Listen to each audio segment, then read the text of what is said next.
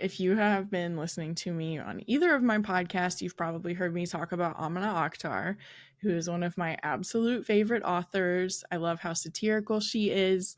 I love how twisty and dark and unique her thrillers are. And her third novel, Almost Surely Dead, just came out, and it is fantastic, and I get to talk to her about it. So this is what the book is about. Dunia Ahmed lives an ordinary life, or she definitely used to. Now she's the subject of a true crime podcast. She's been missing for over a year, and no one knows if she's dead or alive. But her story has listeners obsessed, and people everywhere are sporting merch that demands find Dunia. In the days before her disappearance, Dunia is a successful pharmacist living in New York, the daughter of Pakistani immigrants. She's coping with a broken engagement and the death of her mother. But then something happens that really shakes her up. Someone tries to murder her. When her would-be killer winds up dead, Dunia figures the worst is over. But then there's another attempt on her life, and another. And police suspect someone close to her may be the culprit. Dunia struggles to make sense of what's happening, and as childhood superstitions seep into her reality, she becomes convicted that someone or something is truly after her.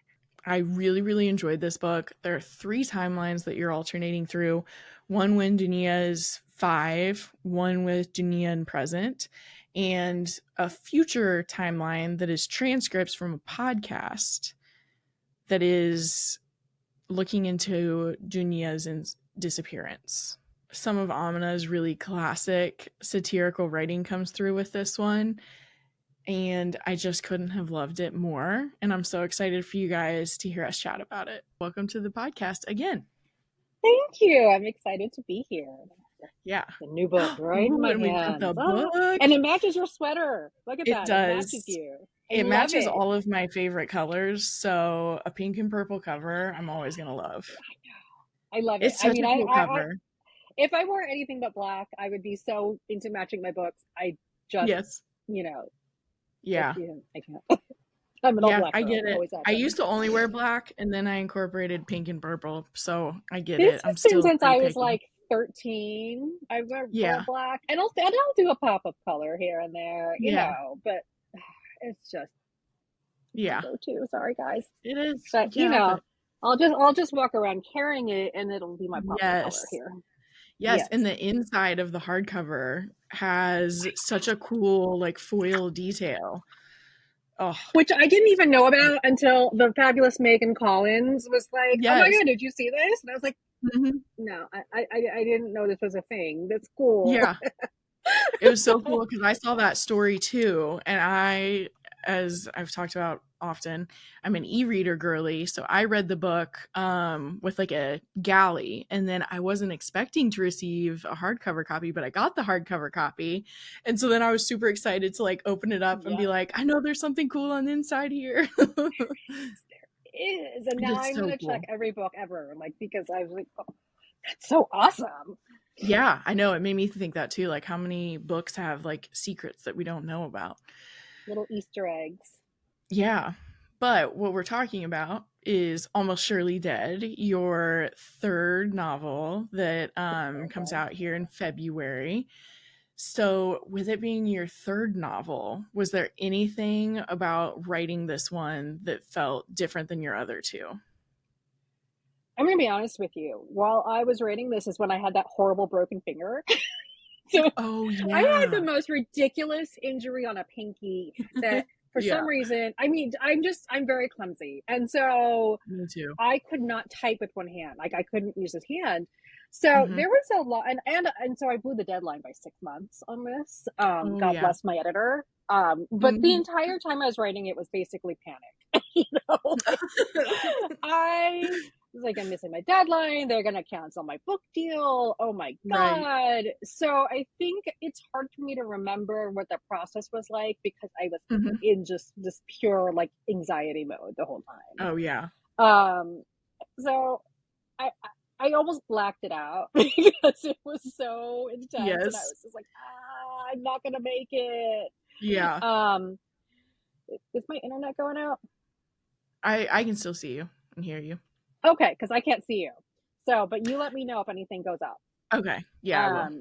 Oh, okay, cool. The joys of living on a mountain in Arizona is that the Yes. Wi-Fi is god awful. So Oh, sometimes yeah. when it rains, like now, I barely sneak in. So, anyways, Yeah. I don't remember the process too well. I do Mhm. remember that. So You're like, "I my wrote writing it." process, I wrote it. So my stories, Yeah. I am a tendency to completely rewrite every version as opposed to just doing Mhm. revisions, which is a Yeah. really labor intensive way to do this. And I don't know why I do it. I'm trying to break myself free of this habit, but it's just what works for me. Right. So I definitely had different Yeah. versions of this, and some were even crazier, and some were way less. Whoa. And it was just sort of like, how do we Oh, get wow. it in the middle? You know, how do we get it so it's like Yeah. sort of crazy, but not the worst. Mhm. Yeah, no, that I mean, that makes sense. It like I've heard I can't remember who else I talked to. Someone else I talked to was like, I don't know, I just had to write the book. Like I've completely it might have been Ashley Winstead. She was like, it was like a fever dream. I just kind of like wrote it while I could, and I can't really tell you anything about it. So sometimes that You happens. kind of almost go into a trance. It's like it just get it all done, Yeah. and then you sleep. I sleep for a few months, you know. And this is the first book I had on deadline, and I've never written a book where there was Ooh. an editor along for the process. And I was like, Yeah. okay, I literally had no idea what I was doing. Yeah. Hopefully it worked out. Yeah. Oh yeah, it totally did. So your dedication says for my dad and his gin stories. So was that part of your relationship with your dad kind of the Oh inspiration for yeah. this book? Did you read the so in the acknowledgments I snuck in this story of how Yes. when I was 4, and I have 2 older siblings, you know, we're all really close in age. And Mhm. for some reason, my father thought it would be a brilliant idea to let his 4-year-old watch The Exorcist.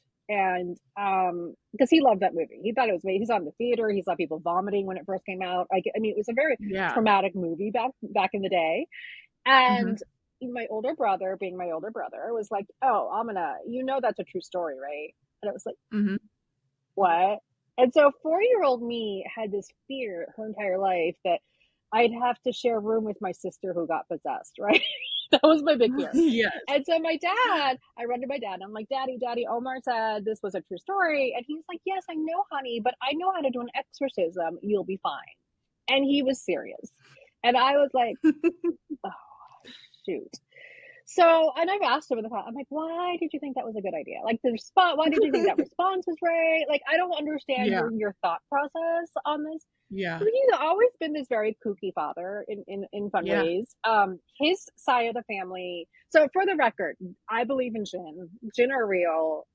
We have so many stories in our family about the Jinn Mhm. and my dad growing up with them. I've had experience with them. It is I don't know anybody Pakistani who doesn't believe in them, no matter how Mhm. logical and sciency they are. Jinn is Mhm. it's a thing.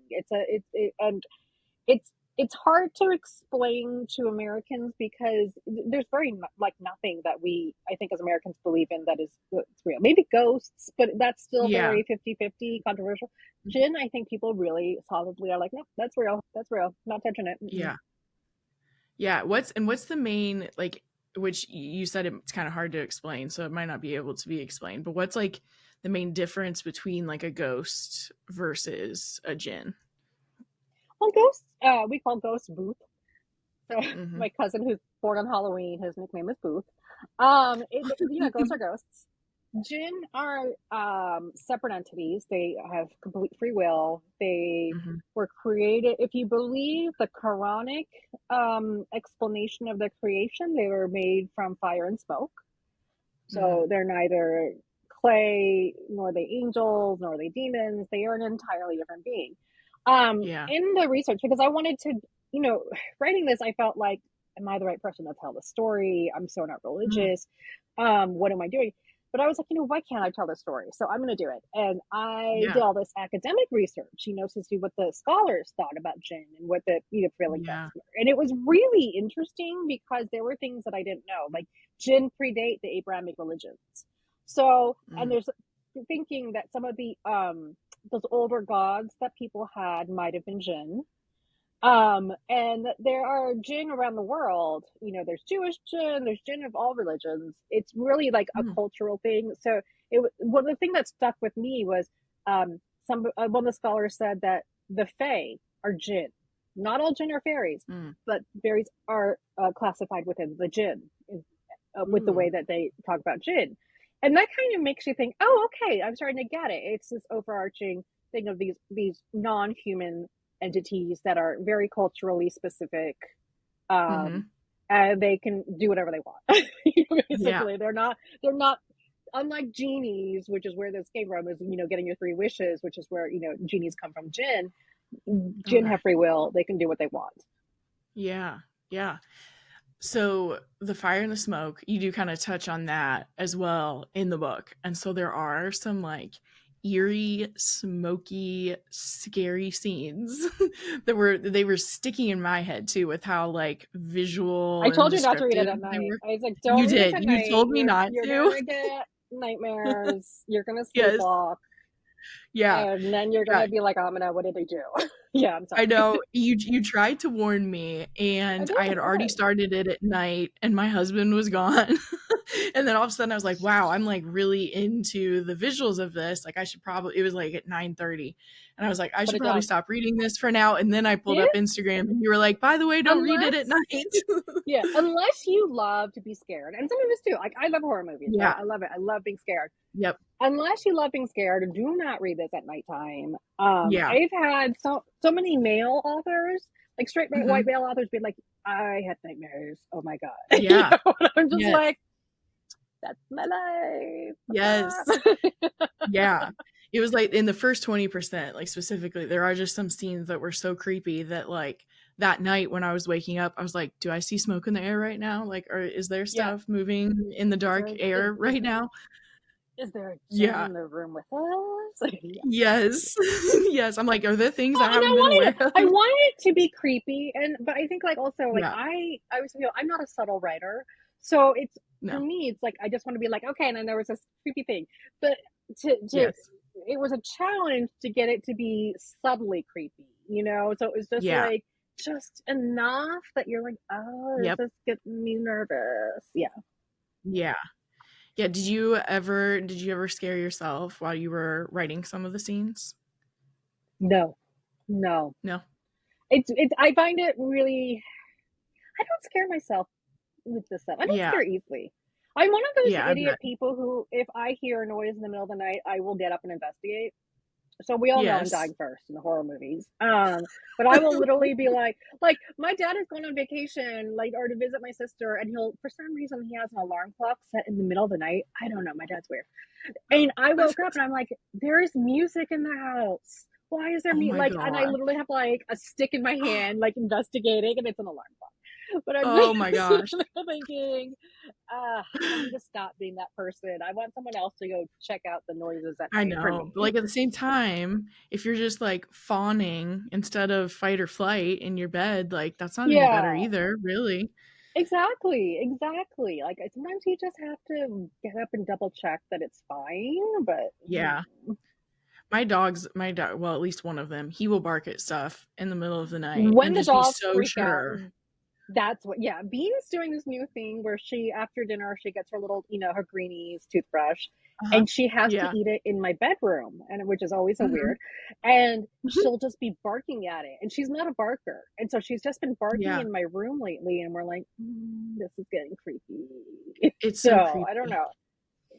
Yeah. So sometimes when Bruce is convinced there's someone in the hallway and I'm alone, I'm with you though. I'm like, I need to go walk into the hallway because otherwise I'm just going to sit in bed freaking out about what's in the hallway. So how's that useful? I had a haunted apartment, which is where the story for Dunia came, which was Bean was seeing something. It's like her ears were pinned back. She was terrified. And my solution was to put a blanket over her head. I was like, I don't want to deal with this right now. I don't know what you're seeing, but lights out. You're fine. So that's how I handle things. Yes. If I get scared, no, it's not real. It's fine. Yeah, it's like if I can just confirm it's not real or just not there right now, I'll feel Yeah. better. Yeah. Like, let me deal with it in the morning with coffee. Like, middle of the night. Yes. Mm-mm. Mm-mm. Yes. Well, the other thing we have in common, other than dogs who are trying to alert us to danger, is sleepwalking. Um, We're the because we're weirdos just fun who you people, can never have a slumber party with because right? you will scare the living Jesus out of you. Like, Yes. yeah, yeah. Yeah, And I still sleepwalk. Yeah. when my husband started when we well basically a couple years into our marriage, Tyler told me that he was halfway scared to fall asleep next to me sometimes because it was like falling asleep next to like a war veteran who's like waking up in the middle of like some kind of Did panic that he did doesn't he understand. enjoy watching that Paranormal Activity one where she's basically sleepwalking and standing next to the Yeah. bed? I was like, I do that. Oh, that was the only movie that I think that scared me in recent history because I was like, holy cow, I do that. Am Yes. I having issues? Like my No. sister, God bless her, she used to wake up every morning or every night with her 4-year-old sister standing at the foot of her bed just watching her. Oh my And she gosh. would get me back into bed. I would do it every night. I to this day don't know how she didn't murder me because that is just Right? creepy kid stuff, right? Like I was a Yeah. creepy, creepy child. Yeah. But she didn't. Yes. God bless Yeah, her. God bless my sister. I used to walk to my brother's door, or this is what he told me, and I would knock on his bedroom door and he would like open it and I would just stare at him. And Yeah. he'd be like, "Can you There's go the back to logic is bed, please?" gone. And then you get annoyed in Yeah. your sleep, you know, and it's like, and it makes no sense. Yes. You'll be like, shut up. And then you say something stupid and then Yeah. you go to bed. And the next day Yeah. everyone's like, what were you doing? So that Yes. sleepwalking is where Dunia came from. I've been wanting to write a Yeah. sleepwalking book because it is such a creepy thing to Yep. do. You know, not most adults Yes. don't do it. Most people grow out of it. Mhm. We are Mhm. special. Yay. And when I was Yeah. having that haunted apartment, part of what was happening is that like Dunya, every night I was sleepwalking. And I don't do it every night. I do it once or twice a month. Sometimes I'll wake up, you know, just next to my bed. Sometimes I'll be like, oh, my Fitbit just told me I was running around last night. What? So Yeah. sometimes I don't even know I'm doing it. But this was every single night. And I was doing the same thing Dunia was doing, which was running into my living room or into the Mhm. closet because there was something there that didn't belong. Oh And my I mean, I'm gosh. like throwing shoes, trying to find it. And it was every Yeah. single night. And I was just like, and then Beanie is freaking out. So I was like, all right, that's weird. So I was joking to my friends. I'm like, guys, I have a closet monster, and Mhm. you know, back this was back when I was working at a fashion site, whatever. And Mhm. whenever you go out with fashion people, like with publicists, they would always Mhm. bring an astrologer, a tarot reader, a psych. I Oh, don't know yeah. why. It's a thing. It's a thing in Yes. the fashion world. Okay. So Yeah. they 6 months prior, I had gone to dinner with a bunch of people, and there was this guy who does energetic feng shui. I cannot explain that to you. Okay, I have no idea to Mhm. this day what he did in my apartment. But he calls Mhm. me up and he's like, "You don't remember me? We had dinner with all these people like 6 months ago." I'm like, "No, it's cool. I Mhm. remember you." And he's like, "Listen, my spirit guides are telling me to get into your apartment. There was something in there. I need to come over right now." And I was like, Oh my gosh. "Oh, okay, come on over." And it was for Wow. free. This guy wasn't because I'm trying to figure out what's the scam, right? Right. Yeah, totally free. He came over, and the night before he came over, and I don't. This was in a version of the book, and I don't know if it made the final version. Mhm. I had this dream the night before he came that I had to go into the bathroom and take a picture with the flash on in the mirror in the dark, and Whoa. I would see what was haunting me behind me. I didn't do Whoa. it because that's how you die. So I didn't know. I'm So glad he you lived. comes.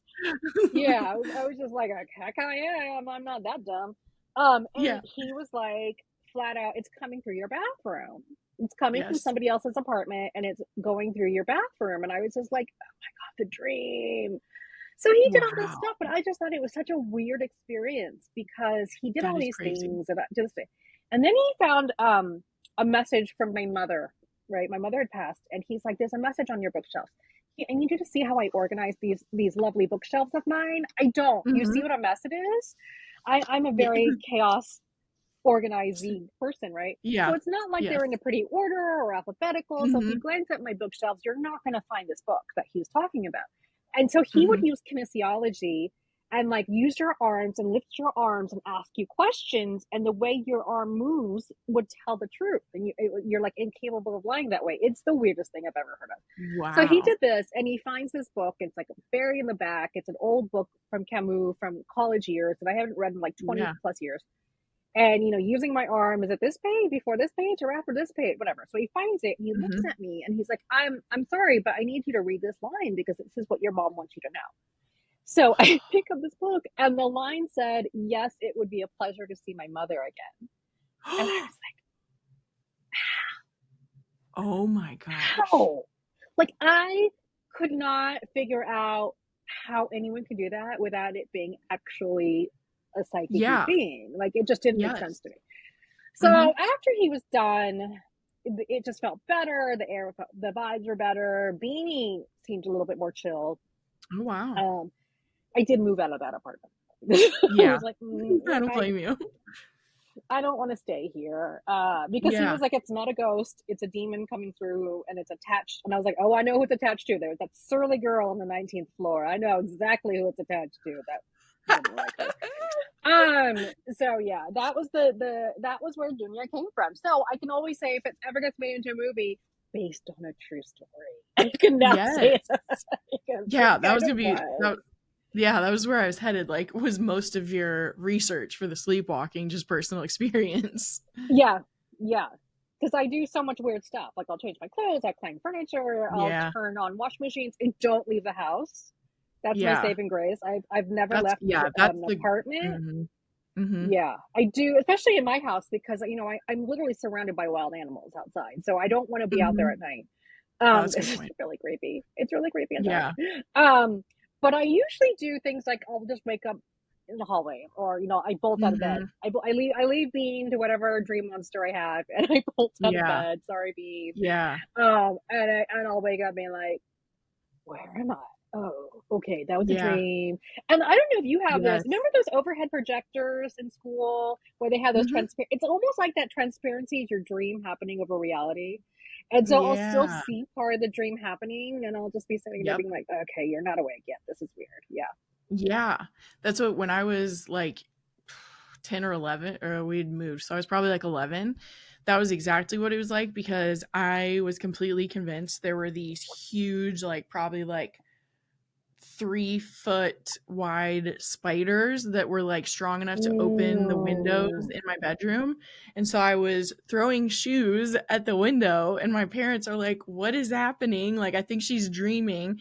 And I just like kept throwing shoes at the window. So, like, my eyes were open. I technically Yeah. knew what my room looked like, but I was just so Mhm. sure that there were these like creatures trying to come into my bedroom. That's a good, I like that One description. Yeah. One night I was visiting home from college, and Hmm. I was in the room next door to my sister, and Yeah. she heard me screaming bloody murder. And so Oh, she was like, my door was locked, and she was like, let me in. And I was like, no, I can't. They won't let me. And so yeah. she thought there were people in my room. So she somehow Yeah. gets the door open. And as she walks in, so I'm dreaming of millions of cockroaches, like just Hmm. crawling everywhere, bugs, bugs, bugs, right? There's always bugs there. And Yep. as she walks in my room, I see her. I see her as she is. But the second she walked into my room, she's covered in bugs.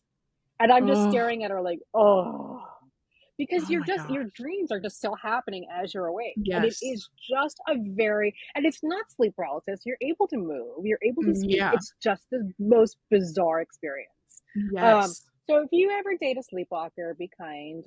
Just be We're ready. trying. Yeah. Yeah, we're Yeah, mine's, trying. like, not as intense. It was definitely, like, way more intense when I was a kid. And I remember in my Mhm. dorm when I lived in a dorm, I did end up, like, out of my dorm in the hallway at one point, and I was like, "I think I just woke up here. I'm gonna go back in." But now mine normally is that I, like, jump out of bed, and I am, to your point about, like, they're in here, I'm convinced that there were, like, 2 Yeah, people that came into the room, and I'm like, "We gotta get them out. We gotta get them out." And Tyler's like, "No and one's here. No one's here."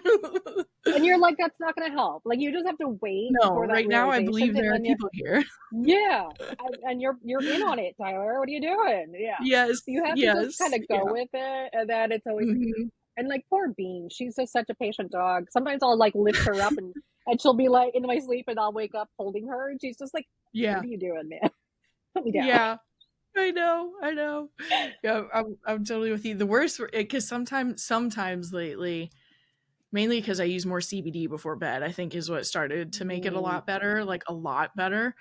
Because you dream So less now, with cannabis stuff, or mhm. you remember your dreams less. Yeah, I think it helps that part of my brain not get it as active. So Mm-hmm. now sometimes I just talk, like I'll have like sit up in bed and I start talking, Yeah. and then sometimes I wake up just enough in the middle of it that I'm like, and then you like feel kind of embarrassed because you realize Oh like, oh, I yeah. was just talking and it wasn't making sense. Oh yeah, it's like total gibberish, and it's just like Yeah, snippets of your dream, and that you yeah, probably won't remember, and yeah. yeah, So yeah, sleepwalking to me, it's just another quirk of being me and you, and yeah. it's a part of life. But I think that so many people are Yes, fascinated by it because we're really like yeah, not in control of what we're doing. Um, right. like I don't take Ambien or anything because God only knows what I would do if I had Mm-mm. to take those things because they Right. they trigger sleepwalking. Yeah, oh my, that would be bad. Yeah, But we that don't would need be that. rough. Yeah, No, no, we don't. We have enough sleep excitement in our life. seriously, we're good. We're good. Yeah. So in the book, there's kind of two timelines. So we have Oh, there's Dunia three as, timelines. oh, you're right, there are three. Correct. Mm-hmm. Um, so we have Dunia as things are happening to her, as like someone, I'm trying to say the parts without just in the synopsis without spoiling anything, but someone does try to kill her and doesn't succeed. And then she has another attempt on her life. So that's like what's happening with her then. And then in one of the future timelines, it's a transcript of a true crime podcast. And Yeah. I know in our last podcast, I asked you about your satirical writing, and you're like, I don't even think I like write satire. I just kind of like write And then the I things that I'm do. thinking. And then you do. And the And podcast transcripts I were needed the so podcast was funny. it was Mhm. I felt like it was such a heavy book that I needed Mhm. a sense of I need something for people to have a moment of levity. Yeah. Because I feel like if you're reading a heavy book and you're just like, it's a slog. Yeah. So I wanted to break up some of the heavier stuff in the book. And then Yeah. also it was like, well, let me use these podcast chapters to further the plot so that we start to learn, okay, so we know she's disappeared, but we Yep. don't know that in her timeline yet. And Mhm. the podcast, while being absolutely ridiculous, would let us know who was arrested or who's being, looked at for Yes. this or who they think did it. Um, because all we know is that this poor girl has disappeared. But then there's a third timeline that happens when Mhm. Dunia is 5 because it was a very pivotal year. Because throughout her main timeline, she references her family, and she's Mhm. very estranged from her mother and her sister. Her father passed Mhm. away when she was 5. Yeah. When in front of her, she was right there, and Mhm. from Dunia's perspective, and I'm going to be careful with spoilers, it Yeah. was her fault. Her that Yeah. she felt her family blamed her and then distanced themselves from her when she was Mhm. 5, and so she felt like she was kicked out of the family basically without being kicked out, and not part of the community either. So she's very Mhm. estranged from her culture, very set apart. But as we're reading the 5-year-old chapters, you kind of see things might not be she might be most not a reliable narrator because she's seeing things Right. very narrowly and only Mhm. with her And she's a eyes. child. But you Yeah. right, but you start to see how her family is reacting to things. And in the Mhm. podcast, you see it because her sister comes on, and her sister will say things that completely negate what Dunia's thinking. So it's really sort of like there are three sides of the story. There's her story, other Mhm. people's story, and then the truth. So you start to Mhm. see the different sides of the story and be like, oh, okay, something else is going Yes. on here.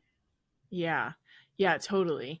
And I thought it was interesting. So two things with the her youngest timeline when she's really young. There's also, I hope I'm pronouncing this correctly, she's kind of labeled the Pagal. Is that how you pronounce it? Boggle, Poggle. boggle.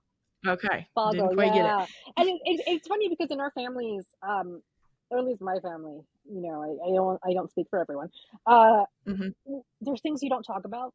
You don't talk Mhm. about that one crazy aunt who got married off at Yeah. 13. We don't Right. discuss these things.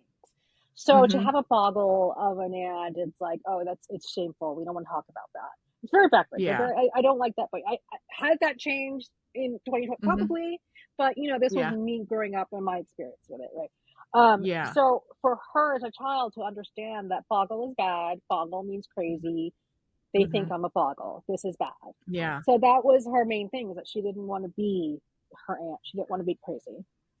Yeah. Yeah, and then it mentions kind of later on in the book that she didn't feel connected, or she felt shunned from her culture, and so she kind of Mm-hmm. didn't like hold on to the parts of her culture Mm-hmm. either, kind of all because like they didn't care about her mental Nobody, health yeah, nobody wanted almost. her. And Yeah. you kind of go, as you're reading it, for me, it was like, this is sort of like my ode to my parents, because I think when you have Yeah. your kids, immigrant kids, you don't realize that Yes. your parents are doing the best they can, right? And I think for all parents, right? Right. If you're lucky enough to have good parents, not everyone's that lucky. Yes. Yeah, some They're doing people the best are they lucky. can. They're human beings. Let's give them some Mhm. grace. Mhm. And so she starts it being like, her horrible mother and this and that. And yes, her mother has died recently, and so she's dealing with this grief. So she's already Yeah. in a weird headspace because she's never reconciled really with her mom. And she's broken up with an ex, with her former fiance. Mhm. So she has all these loose ends, and she's grieving, but she doesn't understand how to deal with all the feelings she's feeling. Um, so I just really wanted to kind of have it be this moment of, as you're reading it, I have these realizations as when I became an adult, where, I was always so mad at how strict my parents were and this and that. Mhm. And then I was like, oh, yeah, no, they were right about these things. All right. Yeah. Yeah. And it's kind of a horrifying realization that, oh, no, my parents were totally Yeah. right. And so I kind of want her to, as she's going, without spoiling things, let her see if she can get to that point, and Yeah. it doesn't necessarily mean she does, but let's Yeah. try to get her there. Yeah. Yeah, you did. I thought it was, again, not trying to talk spoilers, but it was really cool Yeah. the way the character arcs kind of came together differently than you see them at the beginning. Yeah. Yeah, because there were some quotes about her. There are just so many things I highlighted about the relationship with her mom as an adult, where I was like, that was powerful. I get that. I see you. So Yeah. it was cool the way it was Yeah. able to end. It was definitely one of those, like, oh, I kind of wish my mom were here now so I could be like, look, it was sort of like whenever I would read The Namesake, Uh huh. I would end up, or watch the movie, I would end up Hmm. calling my mom and be like, I'm so sorry. Oh This is yeah. sort of like my version of it, or you could be like, Yeah. oh, moms, yeah, yeah. Yeah. Yeah, it is. It Hmm. is really cool the way it all Thank you. comes together at the Thank end, you. for sure. I loved it. I'm not going to talk about it because I will give spoilers away and or maybe Guys, cry. no You never know. spoilers. No spoilers. Yeah, but one of the things with the podcast timeline that was just like, to your point about it is a really heavy book. Some of the levity with the podcast transcripts is kind of how like unhinged it is as a concept in the way that some Yeah. people approach true crime, and I like the think lack of we are respect. at Yeah, I think there are true crime podcasts that are Mhm. legitimately trying to help the people involved, right? You've Yes. got Rabia Chaudhry, Catherine Townsend, she's a licensed private Mhm. eye, actually solving cases. Yep. But then you also have other, and I don't listen to a bunch of true crime. Yeah. I I know don't we're all either. supposed to be obsessed with true crime. I'm not, because it's all in my head I'm anyways, not either. Unless they're going to give me ideas for how to get rid of a body in a book, I don't know. Right. But Yeah. I feel like there are podcasts out there that are not, their interest is not in the story necessarily. It's in Mhm. getting a TV deal, right? Getting a Mhm. deal with Netflix. Or, Mhm. and you start to wonder, who owns this story now? Is it the Yes. victims? Is it the people, the people involved? Or is it the people telling the story that now own it? So I think there's a lot Yeah. of weird areas that true crime podcasts touch on that make people kind of wary of them. Mhm. Um, it is what it is. Yeah, there was a point in this podcast where they're literally like interviewing someone who's a friend of Dunia, and they're saying something. The guest is saying something, and they're like, "Oh my gosh, no, spoilers! We're not going towards spoilers." And she's like, "Oh yeah, they were "What do you talking mean to her best friend spoilers? Kendra. Like, this is my friend's Yeah, life." So then they wrap this the isn't a section up. movie. Yeah, Right? They like wrap the section up, and they're like, "And now we have this offer for you for PI services, and use the code Dunia15." And I was like, I felt like it was such a cool example of like they're commoditizing someone who's a missing person. Like, yeah, it was wild. Yeah. yeah. I mean, to be podcasters, respect, but let's remember why you're telling these stories. Yeah. The goal isn't for you. The goal is to solve it and to help people. So Yeah. Yeah. And that should be the goal for sure. Not just to like sensationalize all of it. But it makes sense in reading. Yeah, totally. So I might be out of questions. I might have another question. Let me see. We can go back to the spiders and sleepwalking. I always imagine a giant tarantula above my head. But I've made friends with the tarantulas because I'm like the demented Disney princess out here. Since I've made friends with them, in that they kind of walk along with me in my walking beanie, which is really weird. Yeah. I don't have the nightmares as much anymore.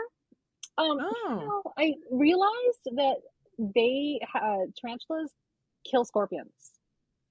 So it's sort of like the enemy of my enemy is my friend. Yeah. So I was like, yeah. Okay, tarantulas, just don't come into my nest. My den is my den. And if they're really the nice. Yeah. Yeah, I had one come into the house and I was just trying to get rid of it. Like I don't want to kill it. I just want to be like, how do I move you outside? Your side's a man. Yeah. And I got it outside by kind of just irritating it with a broom and sort of chasing it out. And I got it outside, and the poor thing, the next morning I go outside, and on the patio, I don't know what was waiting for it. Just its legs. Nothing else was there. Just its legs. I do not know what death I sent that poor spider to, but to this day I feel such guilt because I didn't know there was something out there ready to eat it. Sorry, tarantula. Oh, poor spider. I know. He was just trying to live his life. Well, at least you kind of tried to and help I just him. wanted it to be outside because also like our house is so sprayed for scorpions and other things. It's gonna die if it stays inside the house. So I'm just like, oh, let me get you out. Let's save you. And Yeah. Sorry. Yeah. Well, I also loved the ending. I thought the ending was really cool. I always talk about endings where I love when you get to them and you feel like they were inevitable, like given all of the information you had leading up to that final 20%. It feels like I struggled with it because it was like, well, where do we go from here? Do we get her an exorcism? And then it's like, that's boring. We've all seen the movies. We don't need a vomit scene. We don't, Right. Let me figure out how I can do it. And I'll be honest. Yeah. I'm a little amazed at the response I've gotten from the book because I thought, oh, this is the weirdest book. No one's gonna read it. It's crazy. When they called me up and was like, Mindy wants this book, I was like, are you joking? Like this is a weird book. This is like and I write weird books. The last book is Talking Ravens. I thought this was a weird book. People have left it, and I'm amazed because this is such a personal story with so much from my childhood in it, and so much my parents in it, that it was like, oh, I don't know. So I am sort of coming to terms with the fact that people are reading this.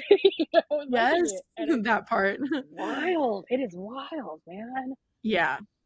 I thought it was really fitting. So did you have any other ideas for the ending, or was that pretty much kind of what you came to? I think I'm not gonna say it because I don't want to do spoilers. I do know that at one point my editor was like, you have to make things less dire. Give people hope, Amina. And I was like, yeah, that is a fair point. I get it. Okay, let me think about what I can do with that, Yeah. They're just kind of like, please don't make it so depressing. And I was like, that's fine. I won't. It's fine. Sorry. Yeah, I loved it. I thought it was like I said, it felt inevitable, like given everything else that Yeah, we knew and you about the never know. Maybe story. there'll be a sequel. Who knows? We'll see. That could be fun. Ooh, I always wondered about that because there definitely could be. I like to leave things open. I never say no to Yep. stuff like that, but we'll see what the powers that be would want. It's Yeah, beyond my control. right. And are you already working on another one? I am. I have Like just, another and book? I'm very slow at it. Doing my best because I have long COVID, so I can write like Oh, 500 yeah. words and then I'll take like a 5 hour nap.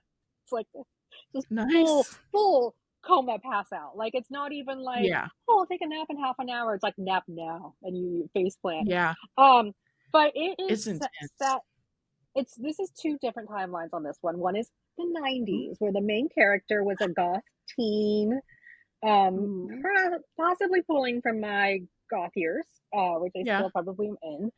And as a main character, she's in mid 40s. So we already have a protagonist that's older than usual in these Yep. books. And she is going home to visit her family in the small town of Texas, or like a Mm-hmm. suburb of Texas, Mm-hmm. for weddings. And the grooms, the eligible men, keep being murdered.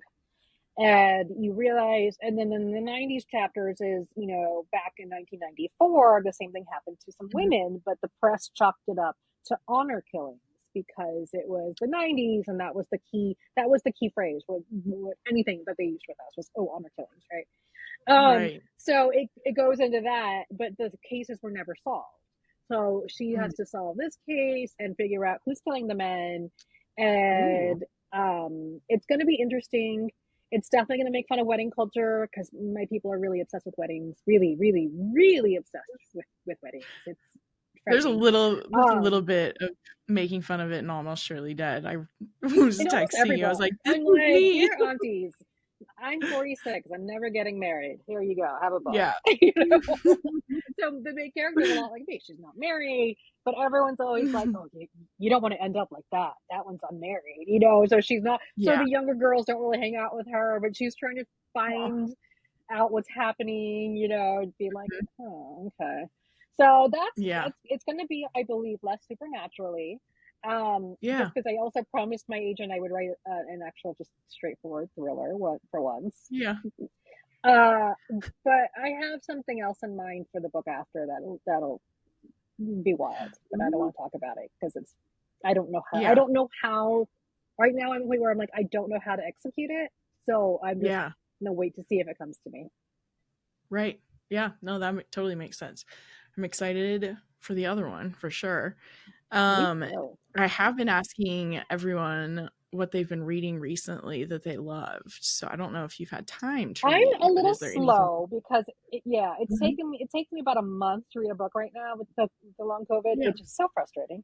I did just read Yeah. Youth Juice, and that was really good. It's by Erin Meyer, and I think she's under a pen name EK Satu. I don't know how to say it. I apologize.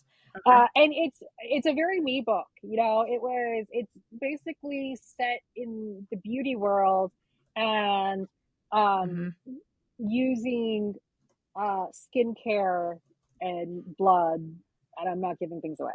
But it was really dark. It was really funny. I think the way she describes things and people, I found so hilarious and witty, and just such a fun read to do. Yeah. It And comes of so course, Missing White I Girl was coming out by Kelly Garrett is like, that needs to be at the yes. top of everybody's list. I read it. It That's is because I so just got good. access to it on NetGalley, so that's gonna be coming Oh up my on god, you my have to list read here it.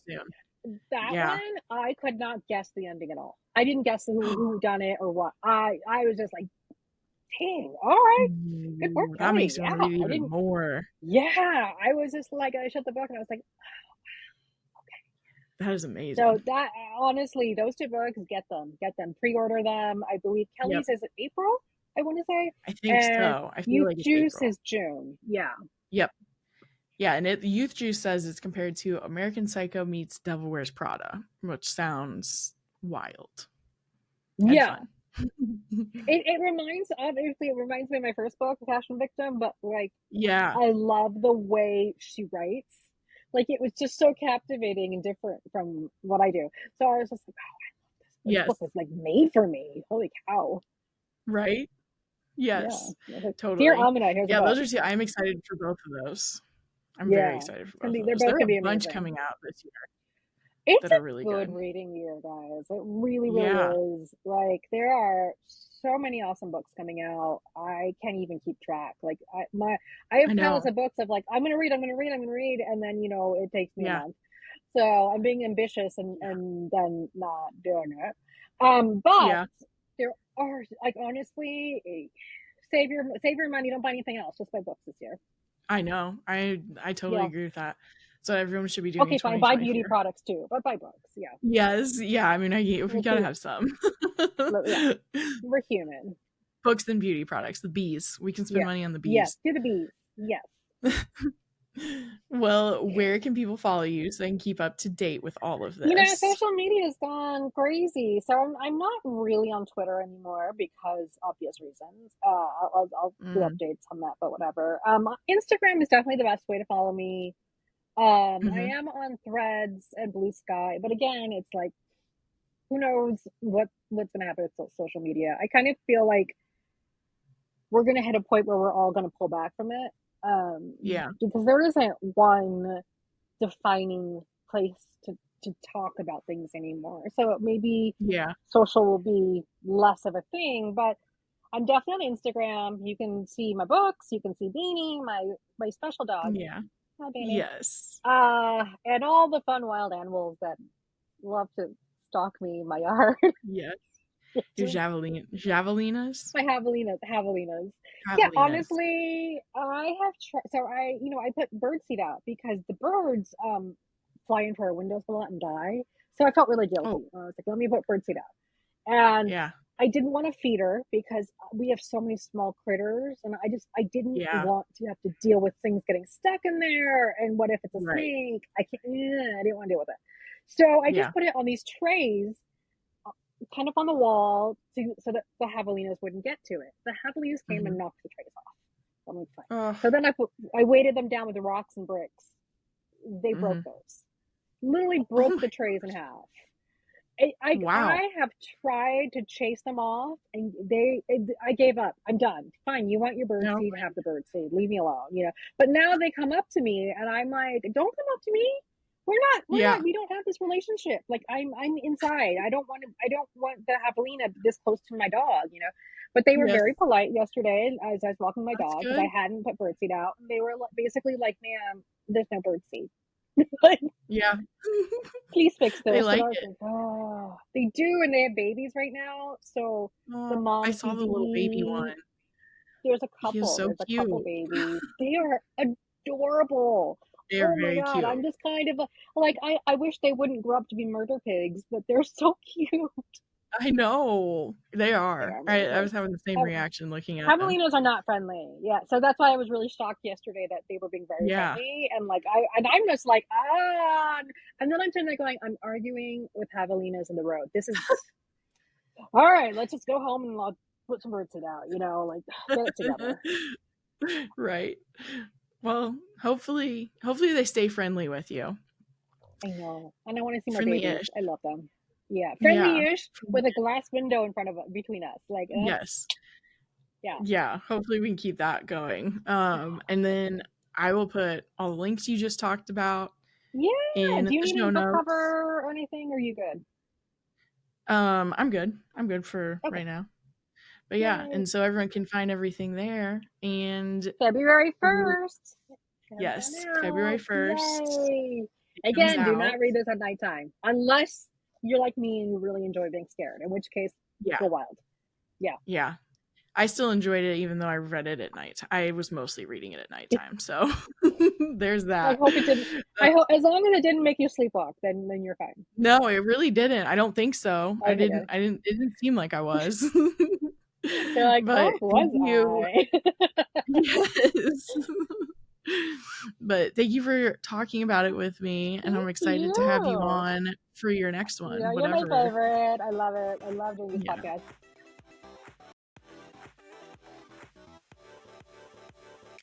I hope you enjoyed this episode of Between the Lines, and if you did, the biggest thing you can do to support the podcast is to go rate and review it on whatever platform you listen on.